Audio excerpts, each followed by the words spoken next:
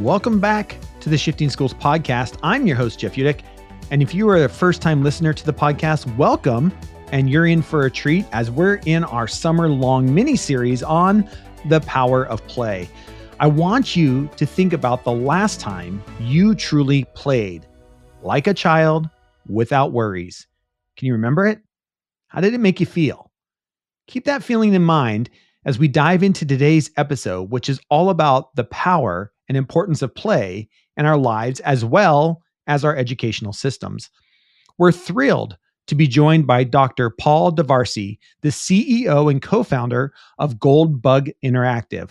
Paul is not just a leader in digital design for education and social justice, but also an avid advocate for integrating play across all stages of life. Today, he shared his expert insight on how play isn't just for kids. It's a vital part of how we should all interact with our world.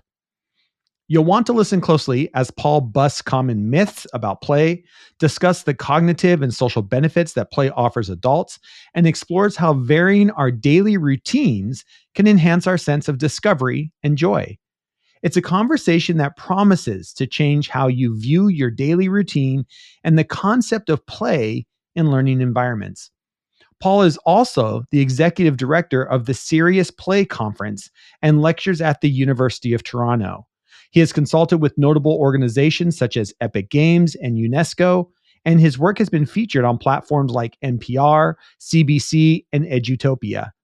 His experiences bring a rich perspective on how interactive media can foster educational and social growth. Now, before we jump in with our conversation with Dr. Paul, a quick word from today's show sponsor.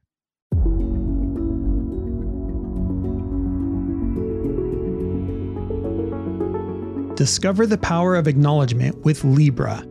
In a world where every staff member's dedication shapes the future, recognizing their efforts becomes our mission. Libra transforms your school into a place where achievements, big and small, are celebrated daily, creating a ripple effect of motivation and pride. Join the recognition revolution with Libra, where every achievement is a cause for celebration. For more information and a free demo, contact me at jeff@shiftingschools.com today. Now, let's dive in with Dr. Paul Davarsi and uncover the transformation of power of play.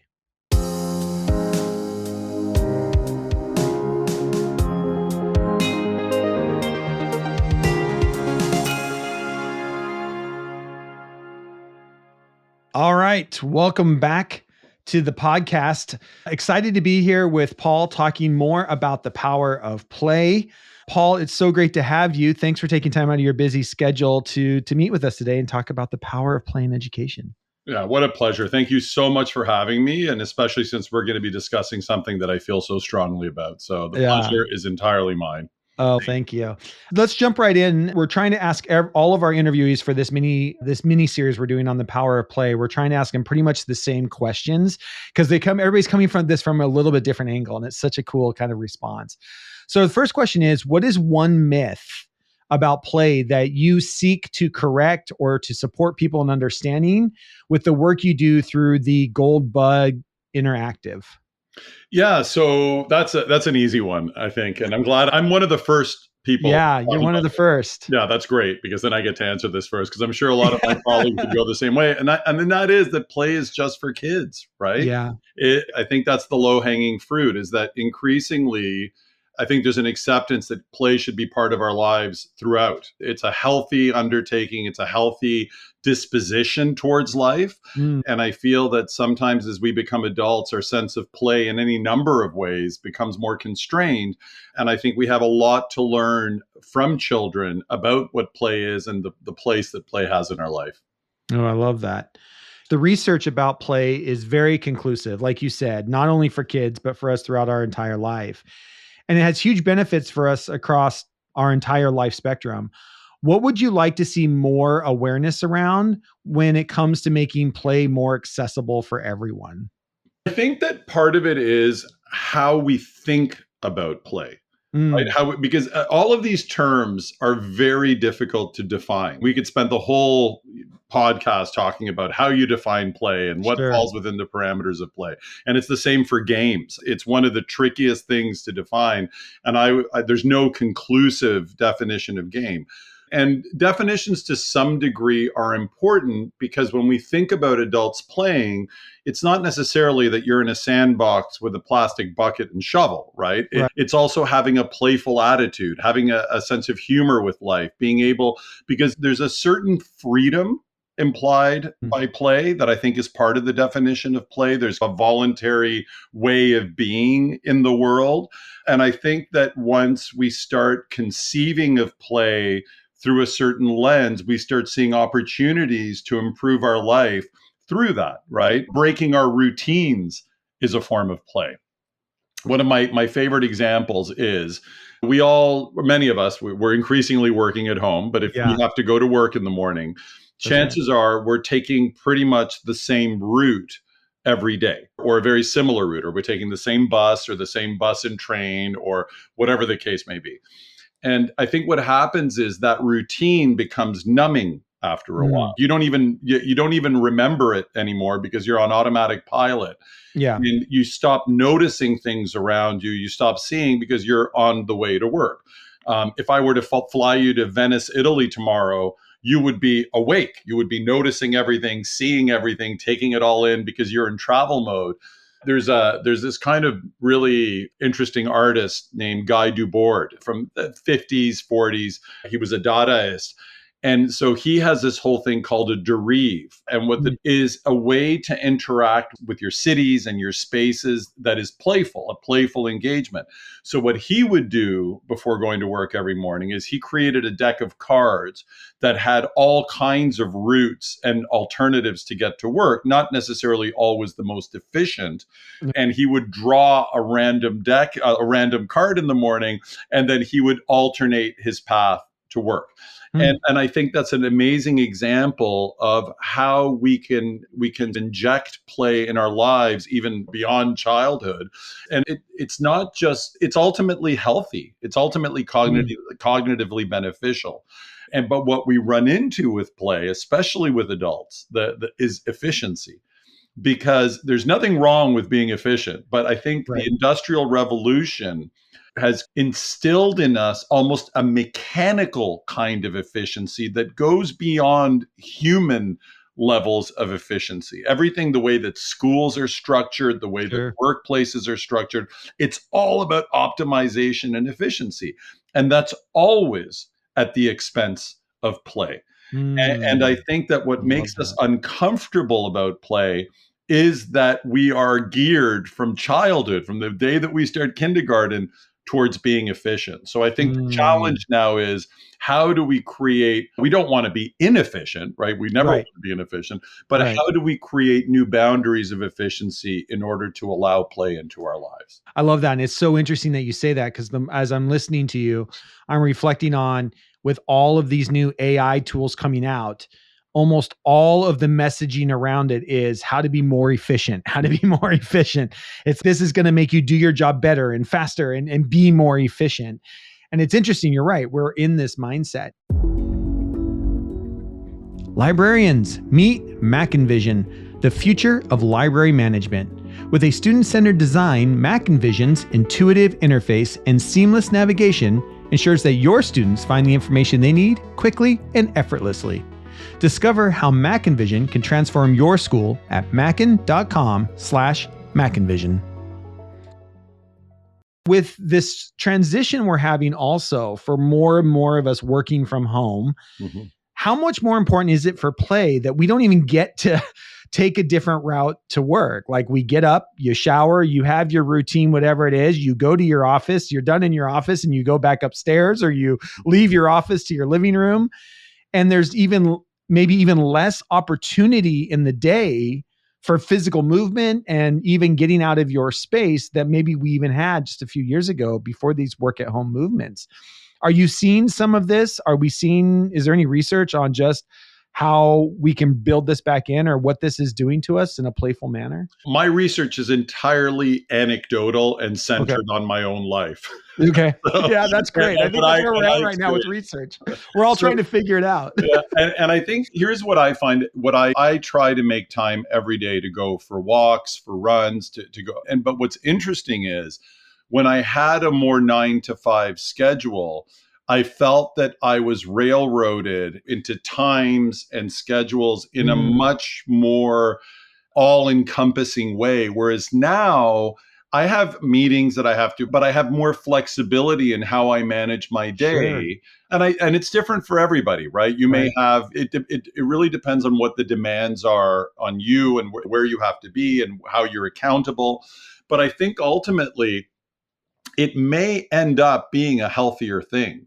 I think it really depends. I don't think there's a single answer, but I think if we manage our time well enough, that we have the freedom to live our days a little differently every day, to not necessarily fall into stifling routines. My walk might be at 1 o'clock in the afternoon, or it might be at 8 o'clock in the morning on another day, depending on how my day plays out. Right. And that difference is very different. The birds are Yeah. chirping more at 8, the sun is higher at 1, and all those Mm, things stimulate us a little bit differently. And I think that does give us at least an opportunity to have more freedom that I equate with play sure. and not fall into these kind of mechanical routines. Is there any research that you've seen that shows that, and I think there's some that have come out of Europe around the more free time you have like this, you are actually more efficient at work. I know that a lot of times from an American centric approach, we look at almost the entire, especially Western Europe, takes the month of August off and they do very little work in the month of August. And it's just part of their culture, but they also work less hours. But the research shows that they're actually more efficient because they have more flexibility. Like even when I'm traveling to Europe, it's nothing to have a 2 hour lunch. Like people take a 2 hour lunch all the time. They go for walks and they go out to have a nice relaxing lunch, not especially in education, something you're trying to scarf down in 30 minutes. Is there any research around that though, around this idea of play and efficiency? If there is more play in your life, there is an actual increase in efficiency? Well, again, anecdotal. Yeah. But so many successful people say that part of their formula for success is that they take time to turn off work, to go to bed early, to not work 18-hour days. A Yeah. lot of people get up early, get some things they love to do done early, and then start in the workday. I think I don't know the why so much, Sure. but my sense, if I had to guess, and there's Yeah. absolutely no evidence to back what I'm saying, or that I know of anyway, Yeah. is that I think because our mental health is supported by that, right? Like having those breaks, having a change in scenery, doing the things that you love, that when you're digging into the work, I think you're more focused, you get more done with the time that you have. I also feel that sometimes you're so regulated in a work environment that there's a lot of things that you do that aren't really efficient. They're efficient in terms of how they're using your time, but they're Yeah. not necessarily efficient in how they're getting the most out of you, or how Mm, I think that even though it sounds a little bit counterintuitive, giving yourself more space, more time off, more, or at least a change. They say that a change of work is like a rest, yeah. right? To do something different, I think is more stimulating and maybe helps you focus more and really dig into what you have to do when you have to do it. Whereas you may just be drifting a little more when you're tired and Yeah. resentful and wanting to be somewhere else, or that type of thing. Yeah. I love that. I love that. Talk a little bit about your work over at Goldbug Interactive, and we'll make sure we link to it in the show notes. What are you doing over here, and what is the premise? Yeah. So what we are is a studio, and we make games and media for clients. So we don't Mm, actually put our own product to the market. We work with humanitarian agencies and museums and libraries and universities. And they come to us and they say, hey, we want to make a game to help Afghanistan grow more trees. And then mm, we take that information, we talk to subject matter experts, and then we build them a game to do that. We do a lot wow. of digital games. We've done some really cool board games as well. And the work always changes because the clients always change. So Right. Yeah. And that's generally what we do. And pretty much most of it tends to be pro-social. We feel like at least we're trying to do some good in the world. And it's all absolutely underpinned by learning. Every type of game that we create has a learning element, or is trying to mobilize awareness or knowledge about something. So that's the gist of it. Wow, that's very cool. For anyone who's interested in possibly pursuing a career like yours, what are other skills do you think are essential to develop as aspiring founders or CEOs in today's age, today's markets? That's a really hard question for me because it wasn't, I'm somebody who I've always followed the things I love to do, right? Yeah. Which is what a lot of people tell you, right? That's the classic kind of commencement speech. Yeah. Do what you love, right? Yeah. $200,000 to do an engineering degree that they hate, right? But Right. do what you love. Right. But I do think that when you do what you love, my mother is awesome. My mother said, I don't care if you're shoveling manure for a living, just be the best possible manure shoveler that you can. I love that. And I should have gone into politics because they're very good at shoveling manure, right? but so I tended to, and weirdly, when I pursued my backgrounds in literature, I taught English for a while, and that's what I love to do. And I never really thought about moving into a games career. And over time, I started becoming interested in games through my teaching, started experimenting with games, designing games, and then circulating in that world. So when I think about it, when I'm telling a young person, how do you want to break into this or how do you want to connect? I think the number one advice I would give is to network in that community. And to me, conferences are a really great way to do that because it's one, you can really absorb a lot of knowledge in a very efficient way, that word again, in a conference. But you also can meet people who are at various points in their careers that have advice to give you and that could become helpful to you as you're pursuing your career. For partnerships, they might employ you, they might be people you want to hire. So I think that would be really key. So a combination of doing what you love, if this world of games or some aspect of play is what you love, learn as much as you can, get your hands dirty with it, create, make, connect with people. And if you keep pushing, eventually you start seeing opportunities come out. I love that. Mackin Educational Resources has once again partnered with us for our summer mini-series. Thank you to Mackin for continuing to be a partner of the Shifting Schools community. Their new product, Mackin Vision, is the future of library management.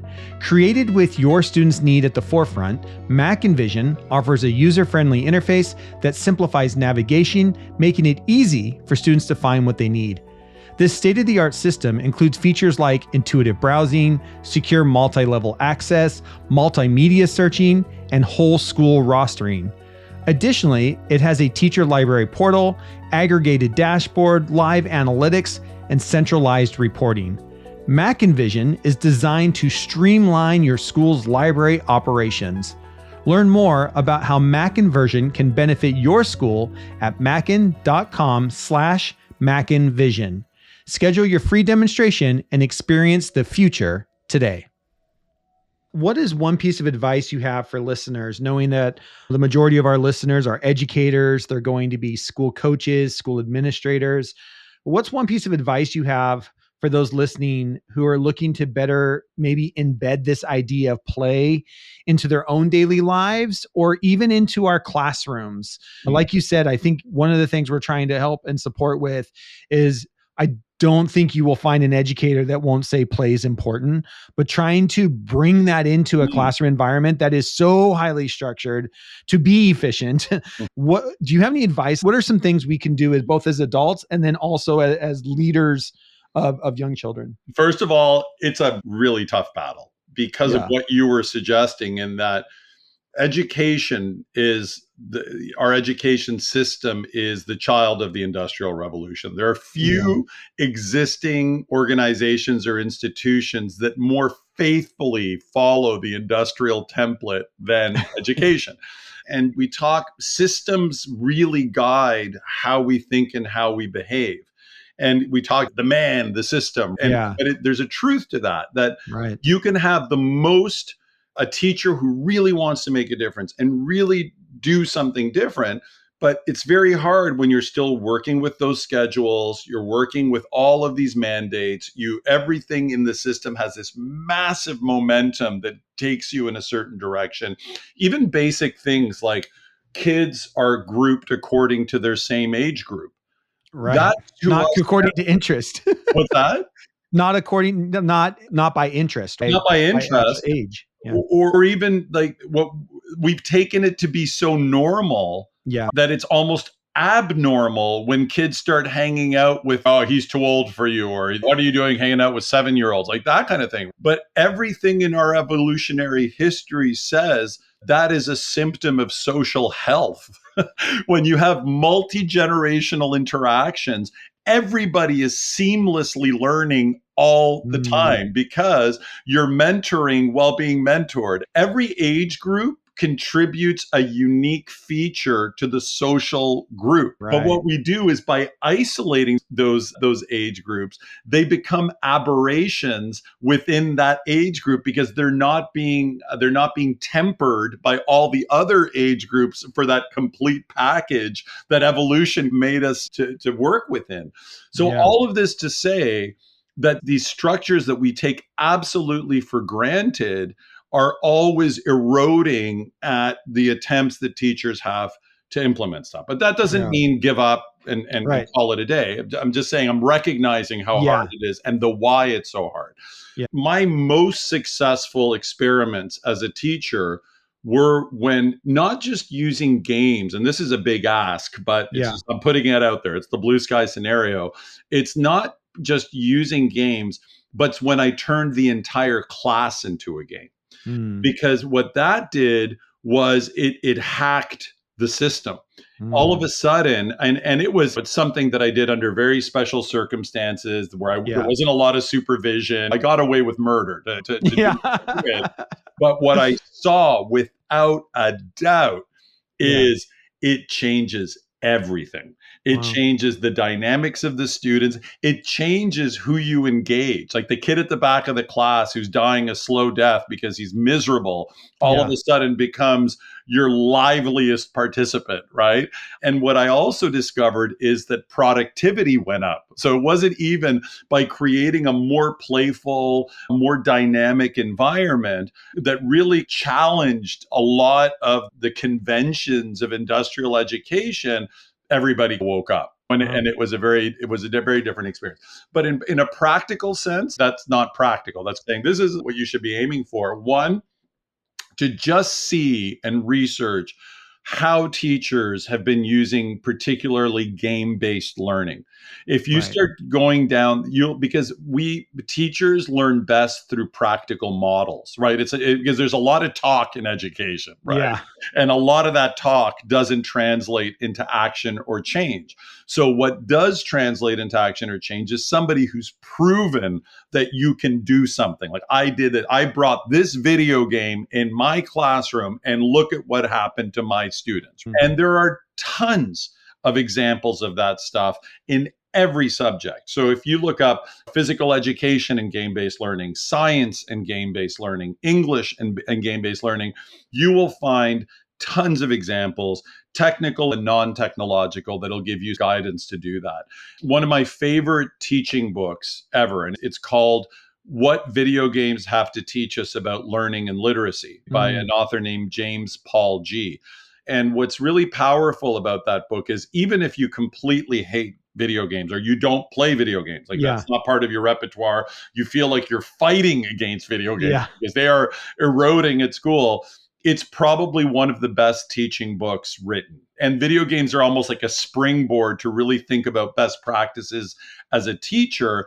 And a lot of what he talks about is a sensible way to include more playful practices and more meaningful ways to approach our practice as educators. I love that. It's so interesting that you say that because I was just reading a study where we're talking about some of the work I do, especially in education, is around generational leadership and this idea of even at the school level, talking about how we as educators work together across different generations. And in some of that research, we're starting to look at what are we looking at the kids in our school, and especially those under the age of 12, which is considered Gen Alpha. And some of the research, and I forget who it came from. I think Vanderbilt came out with the first kind of research on, and what they're finding is this generation responds very well to a game-based learning approach. And I think part of it, I think there's a couple things you just hit on that just, I'm sitting here in my own head going through it of they will be now the fifth generation that's removed from the Industrial Revolution. So they don't know what the Industrial Revolution is. This whole thing's kind of unraveled on them. We have that happening at the same time that they're growing up in a post-pandemic world where there are less of their parents, less of us are going to work 9 to 5 versus my generation. Both my parents every day, 9 to 5 went to jobs. You have this generation that's growing up a little bit differently. And at the same time, the average child in America is touching a connected device, usually a phone or an iPad, for the first time around 18 months. And so by the time we get them into school at ages 6, 7, 8, they've probably been interacting with games in way more than any of us ever did by the time we got to school, right? Especially video games or technology-based games. And it's nobody's fault. It's just where we are in our own evolution as a society. And how do we tap into that? And I think what you're talking about is exactly that, that this idea of embracing this game-based culture that our kids are used to and that we live in is a playful way to bring learning front and center inside our schools and our classrooms and for ourselves. And what's so important about what you said, what's totally lost on so many of us is that you use the word interactivity. That's the key. Yeah. Game is just a word to mask the concept of interactivity. Forget game. Throw game out the window. If game scares you and you're not a game person, forget that. Just focus on interactivity because, as you said it, kids have been interactive since they were born. But what's crazy about that is that for hundreds of years now, education has been put them in a room, stand there, force feed them things, and have a monodirectional transmission of information, right? Right. And that goes against the way that human beings have learned for tens and hundreds of thousands of years. Because how do we learn when before all that happened? Interactivity. We're out in the world. We're picking things and grabbing things and running and learning and talking and getting sticks. And then, I can make an arrow. And whoa, if I hit an arrow, that's how we learn. We learn through interactivity. And what these young people are just figuring out with a whole technological shell around them is that that's actually a better way to learn than what we've been doing all this time. So we're actually recuperating the best way to learn when we include interactivity, right? So when we're looking at things like experiential learning, project-based learning that's student-centered, all of that is recuperating the interactivity that we've lost. But it's still hard because of the system that, I described earlier. And I think that one of the tricks is whenever you're creating participation and interactivity in your class, that's really the spirit of game-based learning. That's the most important part. Games are just a structured or designed way to bring those concepts back into education. Oh, I love that. I love that. And I think this is such a great way to kick off our Power of Play mini series. Paul, thank you so much. So many things to be thinking about here, especially this time of year. This is coming out around the middle of June. Schools are just ending. You bring such great energy for teachers to just start thinking about next year and how do we up our level just a little bit more? We do the best we can, and just how do we continue to get better and think around and evolve around some of these ideas that are coming at us. If there are educators that want to reach out to you or administrators who are listening to this and being like, oh my gosh, I'd love to get Paul to come talk to our educators, what are some great ways for people to reach out to you? You can just email me. Okay. If you want to put it on it's pauldarvasi@gmail.com. Just email me and I'm always happy to talk shop. That's for sure. I live for this stuff. It's my passion. And anytime a teacher is interested in changing their practice, I am there. I love it. Happily. We'll also make sure that there are links to the Goldbug International, your LinkedIn account as well, for those that want to connect with you that way, and make sure all of that is in the show notes. People can just click on the show notes of this episode and find all of that contact information. Paul, thank you so much for hanging out with us today. Really appreciate it. Oh, thank you, Jeff. It was such a pleasure. The time went far too quickly, and thank you for letting me talk about the things that I love and I feel are important.